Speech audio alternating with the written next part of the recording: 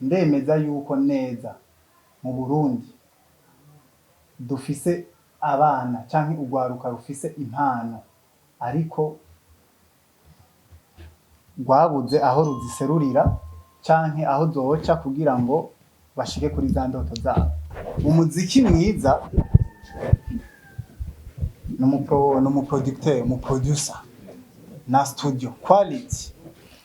Amajeni twakoresha umwanya. Je ikibazo mfise niki? MB Music Entertainment ni label. Nimba ari label irakwija ibisabwa n'amategeko vyo kwitwa label. Vyaricariwe birigwa neza kugeza aho gishingwa kavuga ati iki kintu ni label kabisa, iyi ni label. Yes, twamaze gushika muri MB Music. Abona yuko ni studio imeze neza cyane. Studio ubona yuko iri digital kabisa, iri very classic. Ndabaramukije mwese, amahoro y'Imana abane namwe umumwe wese ahari mu cubahiro ciwe. Imvo yatumye tubakoranya ngaha mwese no kudushigikira mu mugambi wacu werekeye gutanguza igikorwa gishasha cyitwa MB Entertainment. Turipfuza twongera tubasaba kudushigikira mu gikorwa cyacu gishasha. Amajambo yanyu n'impanuro zanyu nizo zizodukomeza twebwe kandi tuzogenderako imisi yose. Hama muri MB Entertainment twarateguye ibikorwa byinshi bitandukanye, navyo bikaba ari ibi bikurikira.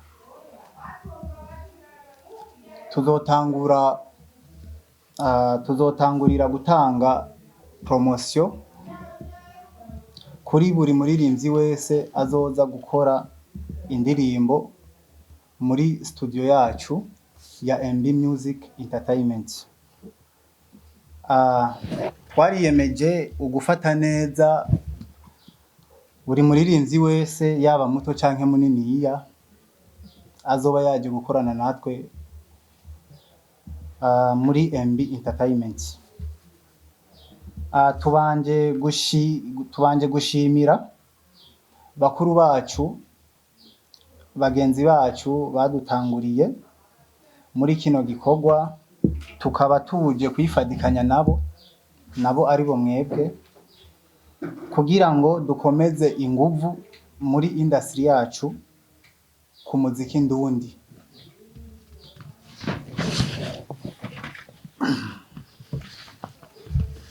Hama twariyemeje ukuzofasha urwaruka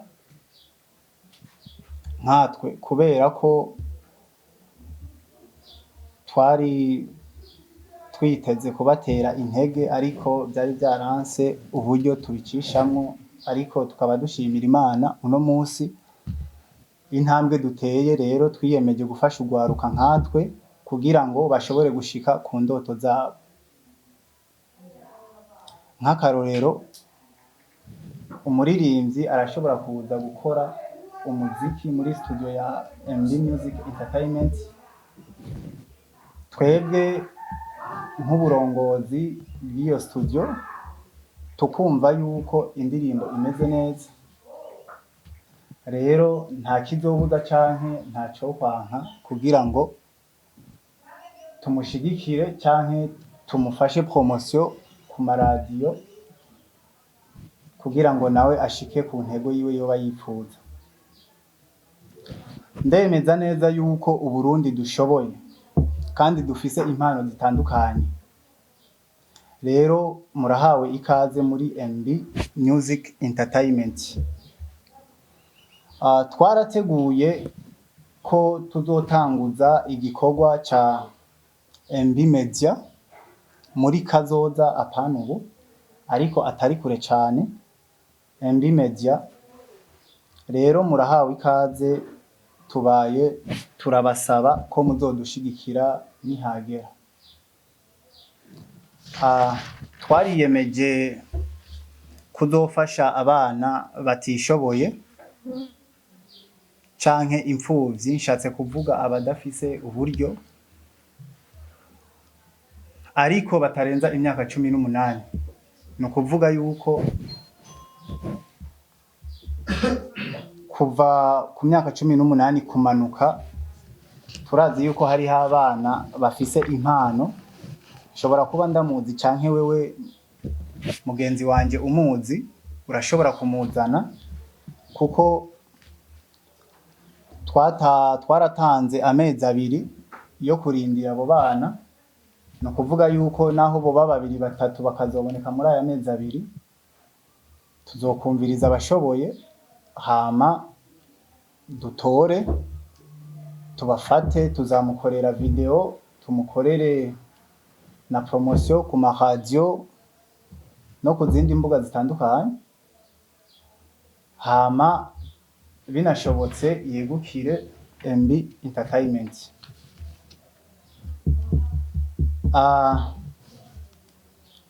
Turatanze amezi 2 yo kubakira abo bana nyene, umwe wese ahazoba ari yumve yuko tumuteye akamo. No kuvuga kuko muri abo bana nyene uzoba ashoboye tuzomukorera video. No kuvuga tuvuze video turashobora kuraba bivanye n'uburyo canke bivanye n'ukungene twabipanze n'abana twoba dukeneye, ariko muri ayo mezi 2 nyene twoba twaratanze kugira ngo bashobore gushika. Habonetse 2-3 bangahe canke bakabura, urumva tuzojana n'ukungene ibintu biriko biragenda. Hama norangiza mvuga nti impamvu twazanye studio, benshi ndazi ko bavyibaza canke bariko baravyibaza kandi ari kibazo bobaza, impamvu yoba yatumye tuzana studio ngaha iwacu kumubone. Twashatse ubwa mbere na mbere cari icifuzo cacu twege ugwaruka ngaha muri no quartier, twari twarateguye ariko tukabura aho tubihera. Rero Imana yadutije akamo, idutiza impemu,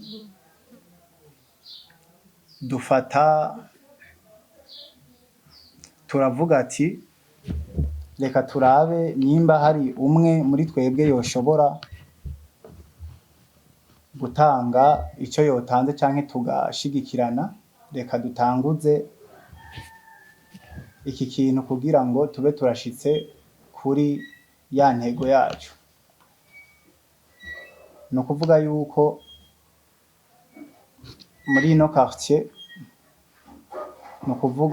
quartier twashatse, kubera si twebwe gusa, hariho n'abandi, nuko nyine mutoba mubizi, hariho n'urundi rwaruka nk'abantu baba bakurikirana iby'imipira, ba Maniro Deste bande bose bava ngaha.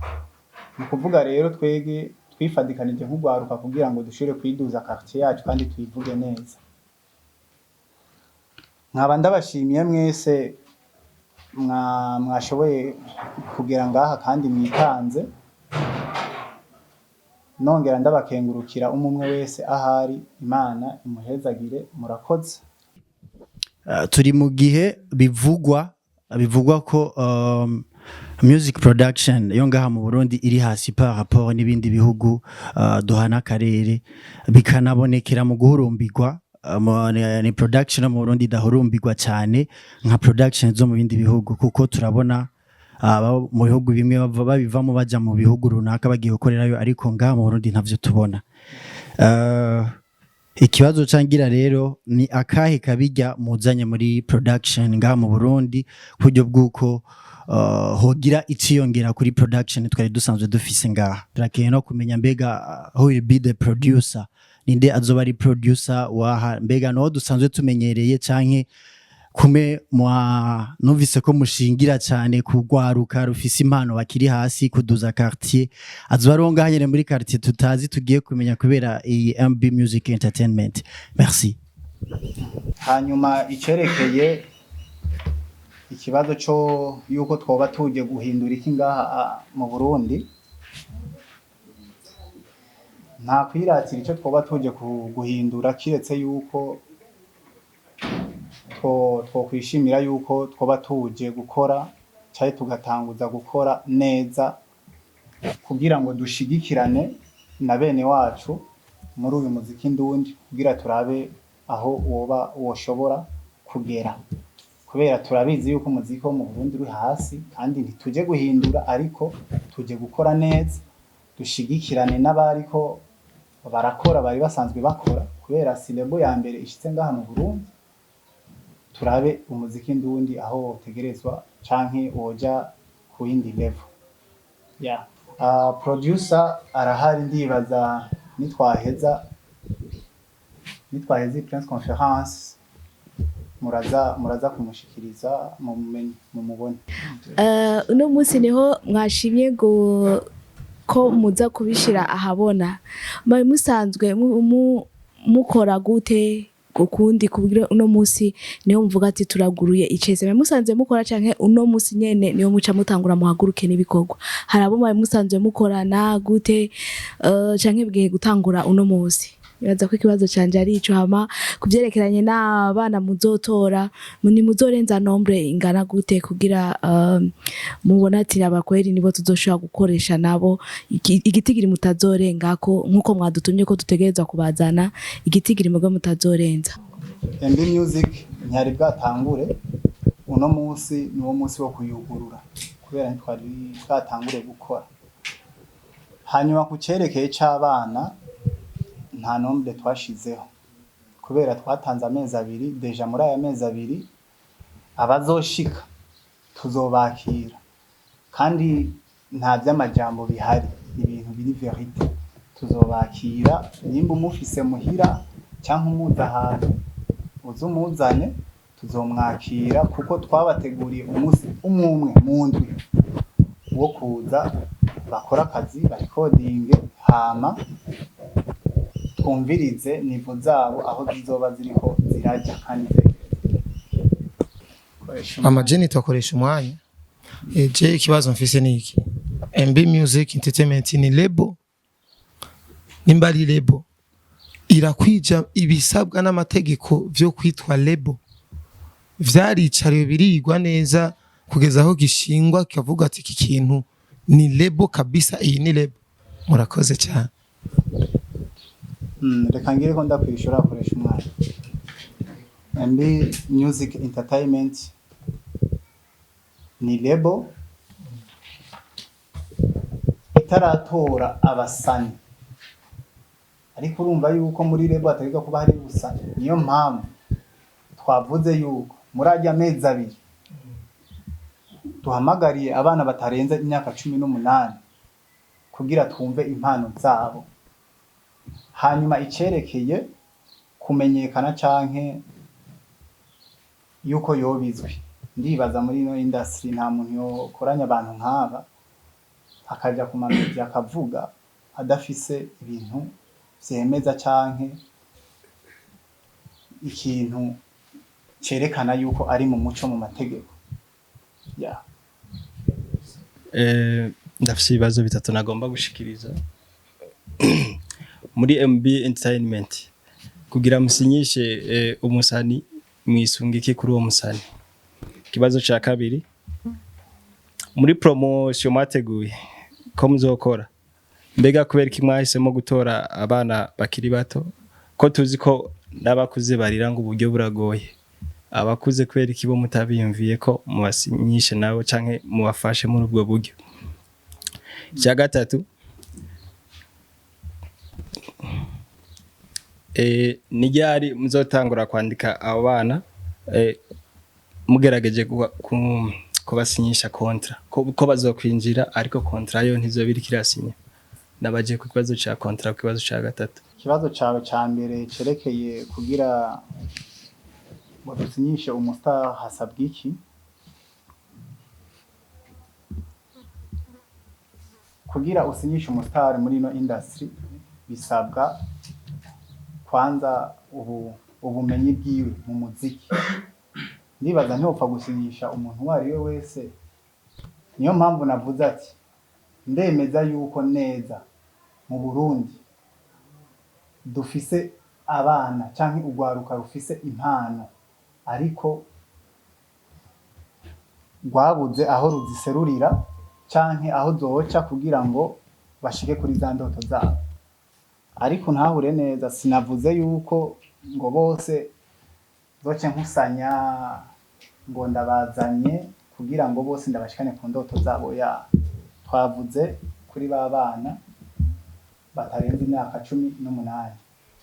Icya kabiri wavuze ati kubera iki nacaguye abana n'abakuze bo ba uburyo bari kubakuze. Ubwa mbere na mbere navuze ati tugitangura kuri promotion twabateguriye naho izohera,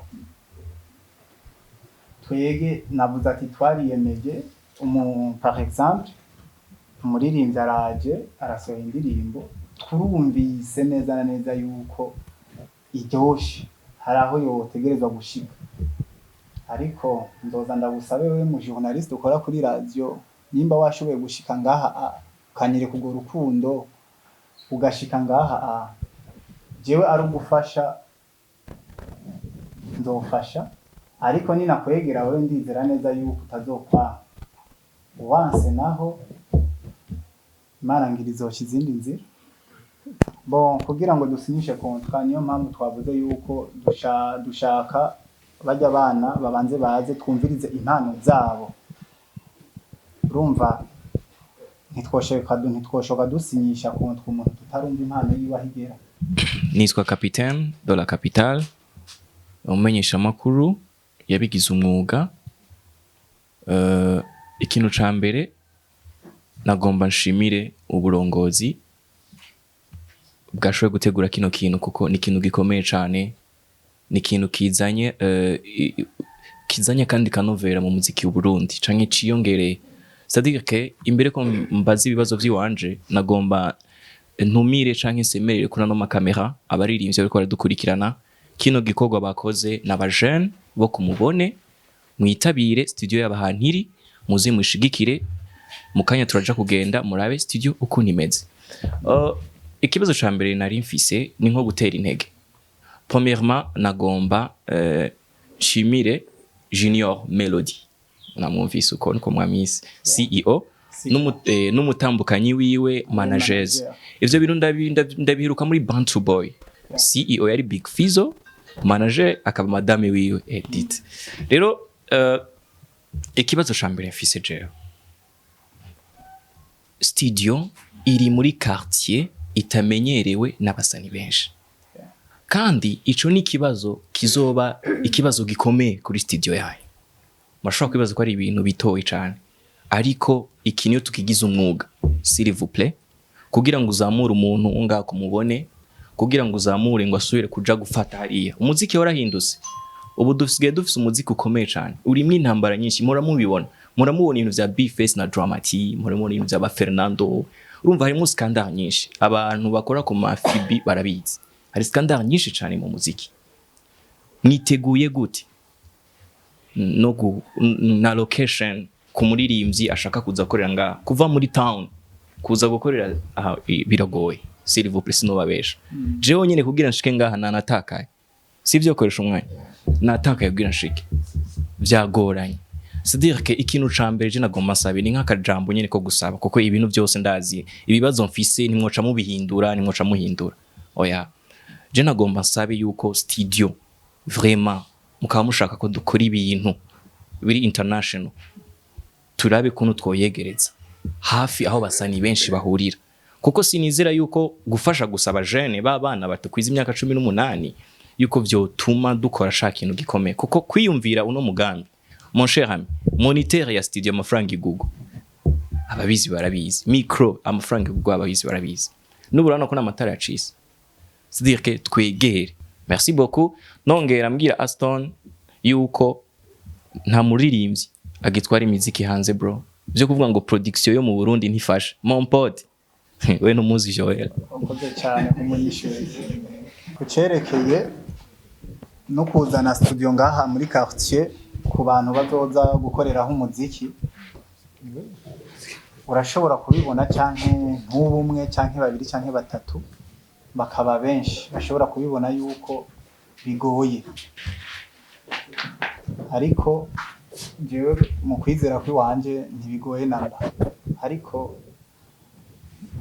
kuva aho muri villa aho hakurya ufise déplacement yawe naho utoyigira kuza ngaha sinibaza yuko bizotwara umwanya munini kandi ikindi nacyo nagomba ngire ko ndakubaza none kuza ngaha no gufata amafaranga karungika mu kindi gihugu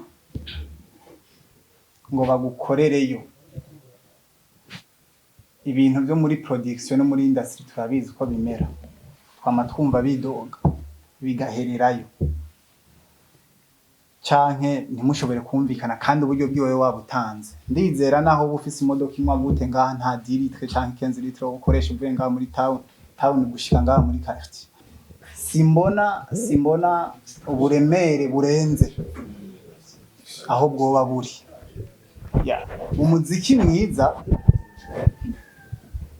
no producteur mu producer na studio quality rero kandi muraba aha mu Burundi ndekanye nabo aba producer bamenyerewe bakoze amahiti tuzi hari n'abandi babizi ariko batararonka chance yo guseruka kugira tubabone mbere hari n'abandi babizi ariko badashaka guseruka badashaka kwiyereka abantu icerekeye amafaranga umuririmbyi azoriya muri studio kuri promotion ico kiri privé ndibaza aje kuririmba azovugana na jewe canke avugane na Melody Junior azohita mubwira ariko nakabaye keza cyane katavuna. Yes, twamaze gushika muri MB Music. Abona yuko ni studio imeze neza cyane. Studio ubona yuko iri digital kabisa, iri very classic. Twasanze producer. Ikibazo cha mbere turakeneye kumenya kwanza producer. Tumenye producer ninde. Producer ninde. Ambega ni akahe kabijya yoba afise. Akahe kabijya yoba afise par rapport y'abandi ba producers. Ni ya studio rero aba nkuko nari nabibabwiye ya MB Music Entertainment.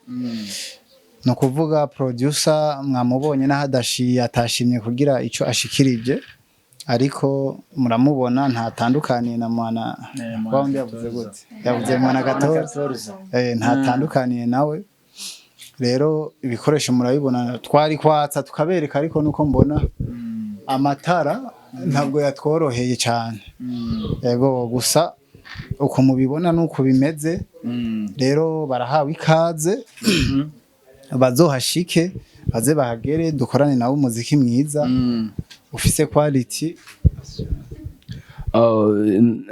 Twashitse novuga turi muri MB Entertainment na studio nziza turi kumwe n'usanzwe ayiserukira nakaye kamo wotera novuga aba star canke abarindi bariko baragukurikirana ndanakubaza n'ikibazo mbega muri MB Entertainment hariho abarimba gospel bariko barakumviriza hari abarimba profane bariko barakumviriza mbega mwakira bose canke muravuga twakira muri gospel canke twakira nabo muri profane? Ubwa mbere na mbere twe ntiducangura canke ngo ducagure abaririmba abari twe naho uvuga igihe uririmba igisirimba bitigenda uko wabipanze bya biba neza nico umuproducer yagenewe siko dufise kugukorera hanyuma hagasohoka ikintu ciza nkuko ucipfuza wewe nuko hama akantu nk'akabijya no babwira ivyuma murabibona nuko twebwe tubemereye kubaha umuziki ufise quality umuziki mwiza